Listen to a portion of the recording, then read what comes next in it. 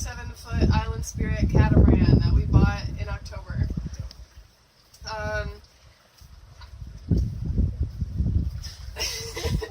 So we traveled down to Florida in September? Early September. Early September to look at a couple boats. Super casual. Fell in love with the first one that we got on, pretty much. Yeah. We had a whole list of things that we were looking for in a boat, and this one just had every single one. Plus a few things I didn't know of. Plus the things, yeah. So we put in an offer, and after some back and forth with the sellers, they accepted our offer. So we ended up making a second trip down to Florida for the survey and the sea trial. We took the boat out for a ride. We got to see how she handles. We got to put the sails up, test everything out, get to know, get to figure out whether we could see ourselves living on this boat. Although the night before the sea trial, we had been in Florida, and the week leading up to it, we've been calling around trying to find marinas to put the boat.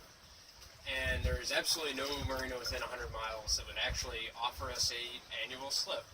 So the night before the sea trial, we actually were really strongly considering not buying the boat because we weren't sure where we were going to put it. That was such a miserable weekend. We had this boat that we loved, absolutely loved, and we just weren't sure if we could actually go through with the purchase because we could not find a place to put it. There was, a period of time where I was absolutely certain that we were going to have to walk away from this deal, and I was heartbroken. But then we went for a boat ride, fell in love with the boat all over again, and kind of decided we committed to make it work. We committed to do whatever we had to make it work. So then we So we closed on the boat. We closed on the boat in early October, and then we owned a boat that's in Florida. We were not in Florida. We were not in Florida. So our next big project was figuring out how to get the boat up to Charleston. We had two main ideas. The first one was either to deliver the boat ourselves via the Intracoastal Waterway, which is about a 2-week trip for us, or we could hire a captain and we could go offshore with him and do the whole trip in about 3 days, all day, all night, just nonstop traveling from Fort Lauderdale to Charleston. And ultimately, we decided to go with a captain. So we hired a captain, and we drove down to Fort Lauderdale late on a Friday night, and we left early on a Saturday morning. And the first day out at sea, it was a little rough, but the weather was beautiful. The boat handled everything marvelously. We were just having a great time. We were running double-digit speeds on the first and second day, under sail, no engines. It was good. Yeah, it was just incredible to be traveling under wind power alone. No engines on, just us out there against nature. It was beautiful. It was wonderful. Some of the highlights from our trip, the first day we pulled in a tuna, so we had fresh fish tacos later that week. And then night watches, we saw 1 billion stars. I forget how many stars there are because there's so much light pollution around here. You could actually see a little bit of the Milky Way. Yeah.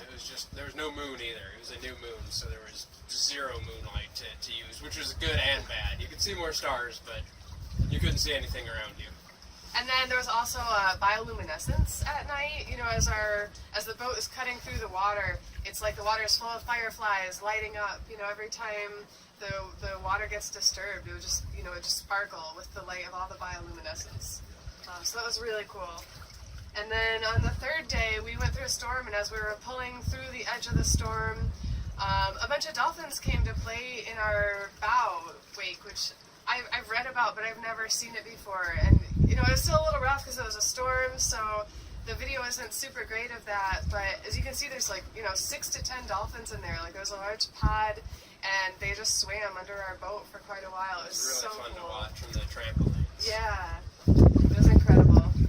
And after that, things took a turn for the worse. We ended up in a huge storm, and we couldn't make headway against the wind and the waves. We were about 10 miles outside of Charleston, and the captain finally made the call that we weren't going to make it into the inlet. We had to turn south until we could find water that was calm enough for us to make it inland. And so we headed south all the way down to Savannah. So we were out of South Carolina at that point. We had to go so far south. So after we got to Savannah, we pulled into a marina to kind of regroup, and the captain ended ended up flying home, and we delivered the boat ourselves the rest of the way up the Intracoastal Waterway, which was a 2-day trip for us. Yeah. So we ended up pulling into Charleston on October 20th, and we brought her to Cooper River Marina, her new home, and we've been here ever since. It's a nice little spot. We've got the Ravenel Bridge is right off our stern here. There's dolphins that play around all the time. But we haven't had a lot of time to enjoy it yet, because as soon as we got home, it was October 20th, and we had to be out of the house by October 30th. And so we spent our entire time just, selling off all of our furniture and Massive downsizing. Moving a ton of stuff to the boat. Like, we would get up before sunrise and go to work, and then we would go to the house, and we would clean, and we would clean, and we would move stuff. Pack, and everything we owned had to be carted out here, half a mile from the car in a pull-behind cart. It took a while. Our neighbors joked that we were vampires because they never saw us in the daylight. But we're out of the house, and the boat is starting to look like a home, and we're adjusting to boat life again. We're adjusting to living on the water. So I'm sure you guys all have lots of questions to ask us, and fire away. We'll do another little session like this, a little Q&A sesh, answer as many questions as we possibly can. So let us know. We love and miss you guys. Can't wait to see what happens next.